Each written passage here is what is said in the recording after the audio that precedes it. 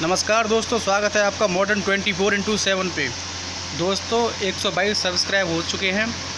जिन लोगों ने सब्सक्राइब किया उनके लिए धन्यवाद, और जो लोग देख रहे हैं तो उनसे भी मेरी रिक्वेस्ट है आप सब्सक्राइब कर लीजिए दोस्तों, ताकि आपको नोटिफिकेशन प्राप्त होते रहे मेरे आने वाली वीडियो की। दोस्तों आज हम बीएड प्रथम वर्ष के BD 103 अधिगम एवं शिक्षण यूनिट सेकंड बुद्धि एवं सृजनात्मकता के ऑब्जेक्टिव क्वेश्चन को देखेंगे दोस्तों।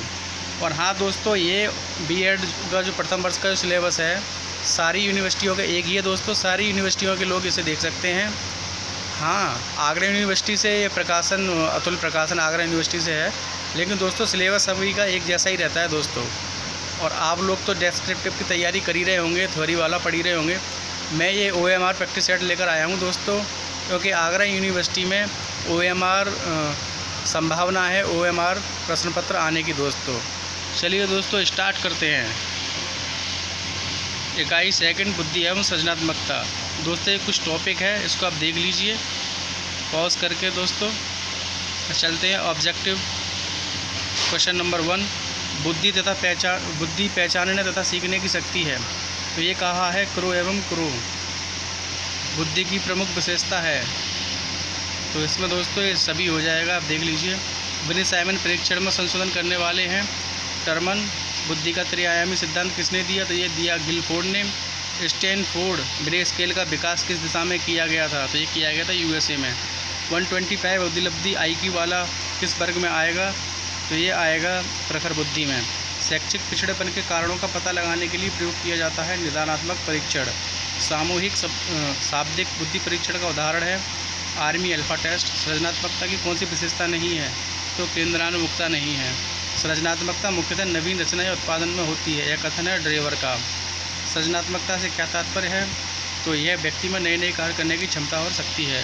सृजनात्मकता मुख्यतः नवीन रचना या उत्पादन में होती है, यह कथन है ड्रेवर का।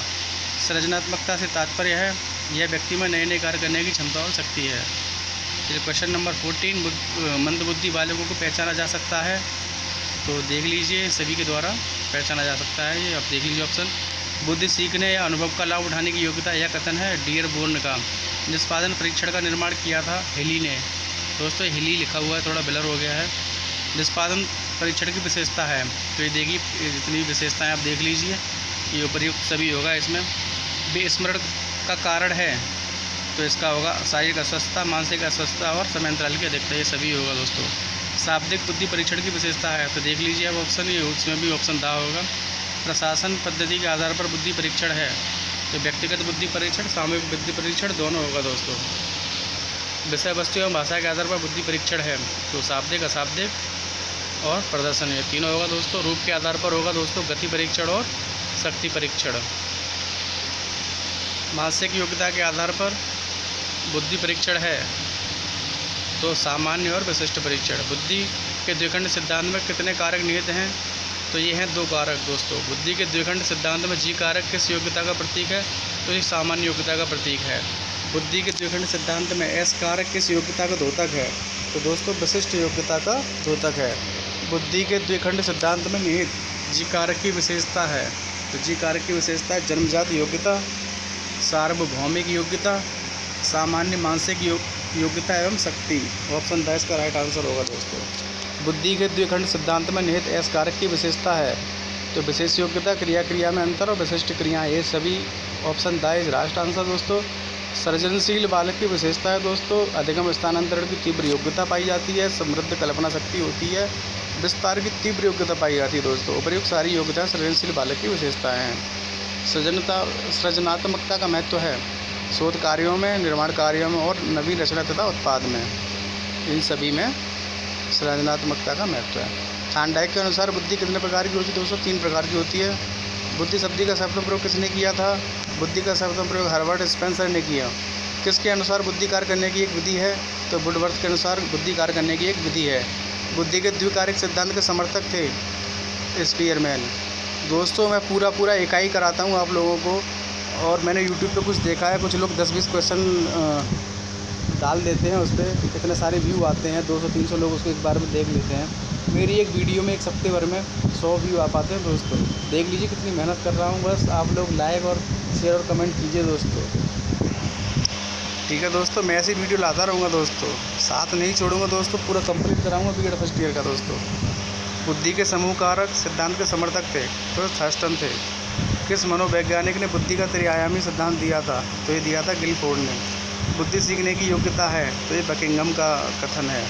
थर्स्टन ने बुद्धि को कितनी योग्यताओं का पुंज कहा है? तो 8 योग्यताओं का पुंज कहा है। सृजनात्मकता मौलिक परिणामों को अभिव्यक्त करने की मानसिक प्रक्रिया, यह कथन है क्रो एवं क्रो का। दोस्तों लाइट भी नहीं आती, इतनी गर्मी रहती है, तब भी मैं आप लोगों के लिए कैसे भी जुगाड़ करके मैं ये वीडियो बना ही देता हूँ दोस्तों। एक भी दिन का गैप नहीं होगा दोस्तों, कंटिन्यू एक वीडियो अपलोड होगी दोस्तों। ठीक है दोस्तों। क्वेश्चन नंबर 40, बुद्धि के द्विखंड सिद्धांत का प्रतिपादन किसने किया? तो स्पीयरमैन ने किया। बुद्धि का पदानुक्रम संबंधी सिद्धांत किसने दिया? तो श्रीलबर्ट तथा बर्नन ने दिया। दोस्तों जब 1000 करीब हो जाएंगे मेरे सब्सक्राइबर दोस्तों, तो मेरे चैनल पे कुछ मोनेटाइजेशन के बाद कुछ चीज़ों के लिए आज़ादी हो जाएगी। फिर उसके बाद देखना दोस्तों, मैं बहुत सारी चीज़ें इस पर लाने वाला हूँ। जी के टेस्ट वगैरह वगैरह तमाम चीज़ें आएंगी दोस्तों, हिंदी जी के और भी बहुत सारी चीज़ें आएंगी दोस्तों। बस आप साथ बनाए रहिएगा। ठीक है। क्वेश्चन नंबर 42, सृजनात्मकता के लिए किस प्रकार के चिंतन की आवश्यकता होती है? तो ये होगा अपसरण चिंतन। बुद्धिलब्धि का सूत्र है बुद्धिलब्धि इजकल टू मानसिक आय बट्टे वास्तविक आय इजकल टू 100। बुद्धि का एक कारक सिद्धांत किसके द्वारा प्रतिपादित है? तो ये बने के द्वारा प्रतिपादित है। सृजनात्मकता मौलिक परिणामों को अभिव्यक्त करने की मानसिक प्रक्रिया है, यह कथन किसका है? क्रो एवं क्रो का। 91 से 110 के बीच बुद्धिलब्धि कैसी होती है? तो सामान्य होती है। बुद्धि को समायोजन के लिए आवश्यक मानने वाले विद्वान हैं स्टर्न और क्रूज। बुद्धि को अधिगम की योग्यता मानने वाले विद्वान हैं बकिंघम और डियरपोल। बुद्धि को अमूर्त चिंतन की योग्यता मानने वाले विद्वान हैं टर्मन स्पीयरमैन दोनों। बुद्धि की समस्या समाधान की योग्यता है मानने वाले विद्वान हैं हर्बर्ट और वेशलर। बुद्धि के द्विखंड सिद्धांत के प्रतिपादक हैं स्पीयरमैन। बुद्धि के द्विखंड सिद्धांत में कारक निहित होते हैं 2। जी कारक की विशेषता है तो जन्मजात योग्यता, सार्वभौमिक योग्यता, सामान्य मानसिक योग्यता एवं शक्ति। इसमें सारे ही होंगे दोस्तों। Option the is right answer. सृजनात्मकता का मुख्यतः नवीन रचना या उत्पाद होती है, यह कथन है ड्रेवर का। एस कारक की विशेषता है विशिष्ट क्रियाएं, विशेष योग्यता और क्रिया में अंतर, ये सभी इसका होगा दोस्तों। Option the is right answer दोस्तों। जब किसी कार्य का परिणाम नवीन हो जो किसी समय में समूह द्वारा उपयोगी या मान्य हो, वह कार्य सृजनात्मकता कहलाता है, यह कथन है स्टेन का। सृजनात्मकता मौलिक परिणामों को अभिव्यक्त करने की मानसिक प्रक्रिया है, यह कथन है क्रो एवं क्रो का। सृजनशील बालक का गुण है तो चिंतन की स्वतंत्रता, निर्णय करने की स्वतंत्रता और जिज्ञासा, इसमें होगा ये सभी। सृजनशील बालकों को पहचाना जाता है, तो देख लीजिए उपरोक्त सभी के द्वारा है, आप इसे पढ़ लीजिए थोड़ा पॉज करके दोस्तों। सृजनात्मकता का भारतीय परीक्षण है, आप इसको भी पॉज करके देख लीजिए दोस्तों। जूम कर देता हूँ थोड़ा, आप देख लीजिएगा। विनय परीक्षण की तकनीकों के द्वारा सृजनात्मकता को पहचाना जा सकता है मूल्य निर्धारण स्केल द्वारा, स्थिति तकनीक द्वारा और दृष्टिकोण स्केल द्वारा। Option the is right answer दोस्तों। बच्चों में सृजनात्मकता के विकास के लिए किया जा सकता है, तो देखिए ये ऑप्शन द इसका सही होगा दोस्तों। आप देख लीजिए पॉज करके, थोड़ा जूम कर देता हूँ, सारी राइट आंसर होंगे इसके। उपलब्धि परीक्षण निर्माण का पद है, तो इसमें भी दोस्तों देख लीजिए आप, option the is right answer दोस्तों। बुद्धि का स्वरूप है, बुद्धि अमूर्त चिंतन की योग्यता है, बुद्धि सीखने की योग्यता है, बुद्धि पर्यावरण के साथ समायोजन की योग्यता है, इसमें उपरोक्त सभी होगा, option the is right answer दोस्तों। सृजनात्मकता का संबंध होता है मौलिकता से, नवीनता से, दोनों से होता है। चलिए चलते हैं क्वेश्चन नंबर 66। सृजनात्मक चिंतन से साक्षर के तत्वों का मिश्रण रहता है जो विशिष्ट आवश्यकताओं की पूर्ति हेतु संयोगशील होते हैं, यह कथन है मेडनिक का है दोस्तों। जब किसी कार्य का परिणाम नवीन हो जो किसी समूह में समूह द्वारा उपयोगी मान्य हो, यह कार्य सृजनात्मकता कहलाता है, यह कथन है स्टेल का। सृजनात्मकता का आधार क्या है? तो चिंतन है दोस्तों। सृजनात्मकता का तत्व है, अब पढ़ लीजिए, क्वेश्चन ये बड़ा है, आप देख लीजिए जूम करके, ऑप्शन द राइट आंसर होगा दोस्तों, ये देख लीजिए आप। ठीक है दोस्तों, चलिए चलते हैं आगे। सृजनात्मकता आधार क्या है? तो ये है चिंतन। व्यक्ति अपने उद्देश्य की पूर्ति के लिए प्रयत्न करता है और उसकी संतुष्टि होने पर ही वह भविष्य में प्रयत्न करता है। यह कथन है गिलफोर्ड का। बालकों की सृजनशीलता वृद्धि में शिक्षिका की भूमिका है। तो इसका होगा ऑप्शन द राइट आंसर है। चलिए मैं पढ़ देता हूँ। अध्यापक जो कुछ भी पढ़ाए उसमें समस्या के स्तरों की पहचान का शिक्षण अवश्य हो तथा छात्र यह जान ले कि समस्या किस स्तर की है। ऑप्शन बा सृजनात्मक शिक्षण के लिए समस्या समाधान के संदर्भ में छात्रों को तथ्यों का अधिगम कराया जाए। सृजनात्मक शिक्षण के लिए मौलिकता की उद्भावना विकसित करने के लिए शिक्षा प्रदान करनी चाहिए। तो इसमें होगा उपयुक्त सभी। दोस्तों देख लीजिए क्वेश्चन दोबारा पढ़ लीजिए दोस्तों। सृजनात्मकता के विकास में विद्यालय की भूमिका है। तो दोस्तों ये देख लीजिए आप ऑप्शन द। चलो पढ़ देता हूँ मैं। सृजनात्मकता के द्वारा विद्यालय का सौंदर्यीकरण किया जा सकता है। सृजनात्मकता द्वारा विद्यालय में अनुशासन स्थापित किया जा सकता है। सृजनात्मकता का विकास तभी संभव है जबकि छात्र अध्यापक के मध्य प्रेम यानी स्नेही तथा मधुर संबंध होंगे। यानी ये सभी होगा इसमें दोस्तों। थॉर्नडाइक ने बुद्धि के प्रकार बताए हैं 3। पुस्तकीय ज्ञान से किस बुद्धि का संबंध होता है? तो अमूर्त बुद्धि। अमूर्त बुद्धि का क्या कार्य है? सूक्ष्म एवं अमूर्त प्रश्नों को चिंतन तथा मनन के माध्यम से हल करना। यह पठन को सीखने तथा समस्याओं को हल करने की प्रक्रिया है जिसमें शब्द, अंक तथा प्रतीकों का प्रयोग किया जाता है। इस बुद्धि को रखने वाले यानी अमूर्त बुद्धि को रखने वाले व्यक्ति अच्छे डॉक्टर तथा वकील बन जाते हैं। तो इसमें उपरोक्त सभी राइट आंसर होगा। मूर्त बुद्धि का अन्य नाम है। मूर्त बुद्धि होती है शामक बुद्धि और यांत्रिक बुद्धि। अच्छा, मूर्त बुद्धि वाले लोग जैसे अमूर्त बुद्धि वाले लोग अच्छे डॉक्टर तथा वकील बनते हैं और मूर्त बुद्धि वाले लोग इंजीनियर वगैरह बनते हैं, यानी टेक्निकल बनते हैं, टेक्निकल लाइन में जाते हैं दोस्तों। जैसे कि मूर्त बुद्धि का अन्य नाम है सामक बुद्धि और आंतरिक बुद्धि। ऑप्शन से ही आप समझ रहे होंगे दोस्तों। मूर्त बुद्धि का उपयोग कब किया जाता है? अब इसमें आ जाएगा दोस्तों जो मैं अभी बता रहा था। ऑप्शन आ, मूर्त बुद्धि का उपयोग वस्तुओं को समझने तथा उनके अनुरूप क्रिया करने में किया जाता है। यह बुद्धि उन परिस्थितियों में कार्य करती है जिनमें वस्तु या उद्देश्य निहित होते हैं। ऑप्शन सा, जिस व्यक्तियों में मूर्त बुद्धि होती है वह अच्छा कारीगर तथा दक्ष अभियंता बन जाता है। देखो दोस्तों मैंने बोला था वही है। क्वेश्चन नंबर 79, सामाजिक बुद्धि से क्या अभिप्राय है? वह योग्यता जो समाज में समायोजन की क्षमता उत्पन्न करती है। सामाजिक प्राणी होने के कारण व्यक्ति को समाज में संबंध बनाने में यह बुद्धि योग्य बनाती है। तो आ और बा दोनों होगा। जिस व्यक्ति में सामाजिक बुद्धि पाई जाती है वह व्यक्ति सामाजिक कार्यों में रुचि रखता है, मिलनसार होता है तथा लोगों के सुख दुख में सहभागिता करता है। इस बुद्धि को रखने वाले व्यक्ति व्यवसायी, कूटनीतिज्ञ तथा अच्छे नागरिक कार्यकर्ता बनते हैं दोस्तों, सामाजिक बुद्धि वाले। सृजनात्मकता द्वारा विद्यालय में क्या परिवर्तन लाए जा सकते हैं? विद्यार्थी तथा अभिभावक के बीच मधुर संबंध स्थापित बनाए जा सकते हैं। विद्यालय में अनुशासन स्थापित किया जा सकता है। पाठ्यसहगामी क्रियाओं, पाठ्येतर पुस्तकों का अध्ययन, विभिन्न सांस्कृतिक कार्यक्रमों का आयोजन किया जा सकता है दोस्तों। उपरोक्त सभी होगा इसका राइट आंसर। बुद्धि को अमूर्त चिंतन की योग्यता मानने वाला वैज्ञानिक है बिनी, स्पीयरमैन और टर्मन, तीनों हैं।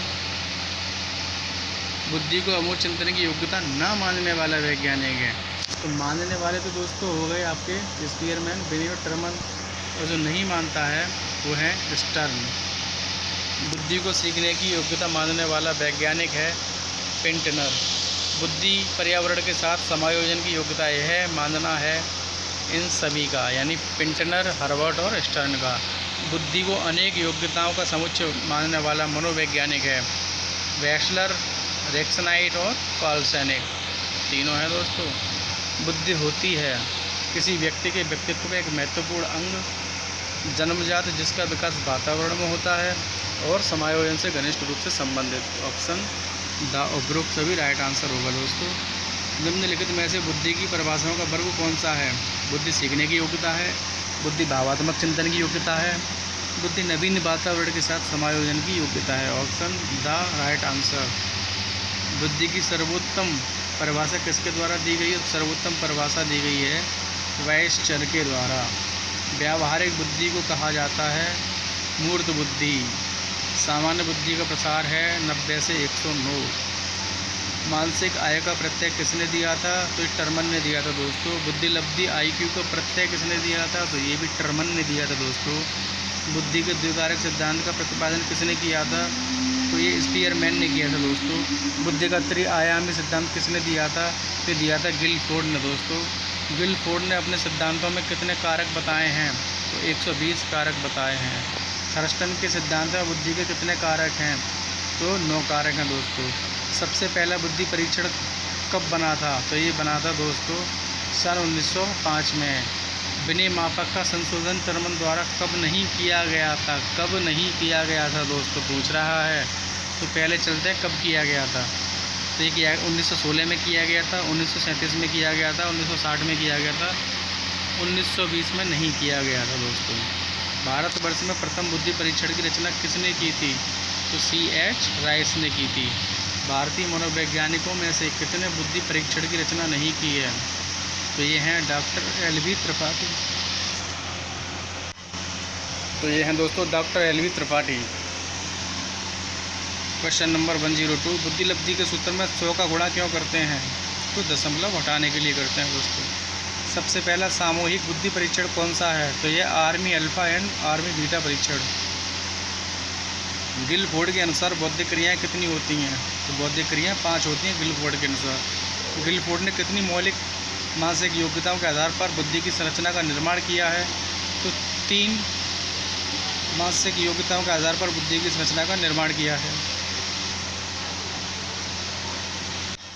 क्वेश्चन नंबर 106, गिलफोर्ड के अनुसार बीमाएँ हैं।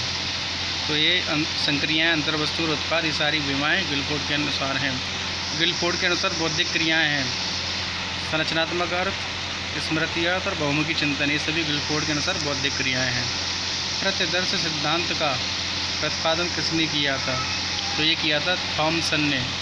प्रत्यदर्श सिद्धांत का प्रतिपादन किस सिद्धांत के विरोध में किया गया था? तो द्विकारक सिद्धांत के विरोध में किया गया था। विभिन्न बौद्धिक योग्यताओं का समन्वय ही बुद्धि का स्वरूप है, अतः यह योग्यताएं पूर्ण रूप से स्वतंत्र नहीं होती। यह कथन है थर्स्टन का। तो दोस्तों 21 सेकंड आपका समाप्त हो चुका है दोस्तों बस मेरी यही रिक्वेस्ट है कि आप लोग बस चैनल को सब्सक्राइब कीजिए, चैनल को सपोर्ट बनाए रखिए दोस्तों, लाइक कीजिए, शेयर कीजिए, कमेंट कीजिए दोस्तों, और अपने दोस्तों में हद से ज़्यादा शेयर कीजिए दोस्तों। मैं पूरी इकाई आपको कंप्लीट करा दूंगा, हर B.Ed का जितने भी आपके जो कंपलसरी हैं B.Ed की वो कराऊंगा। उसके बाद देखेंगे दोस्तों ऑप्शनल भी कराएंगे दोस्तों, और B.Ed की परीक्षा होने के बाद दोस्तों इस पर टेट के लिए कुछ GK के क्वेश्चन भी चलाएंगे दोस्तों। GK में जैसे करंट अफेयर हो गया और CDP वगैरह वगैरह, हिंदी वगैरह, ये सारे क्वेश्चन हम कराएंगे दोस्तों। ठीक है दोस्तों, बस आपका सपोर्ट चाहिए दोस्तों। आप लोग लाइक करते हैं, सब्सक्राइब करते हैं तो हिम्मत बनती है दोस्तों कुछ करने की दोस्तों। आप लोग हैं तभी ये चैनल है दोस्तों, वरना कुछ नहीं दोस्तों। ठीक है दोस्तों, चलिए चलते हैं, कल मिलते हैं। शुभ रात्रि दोस्तों।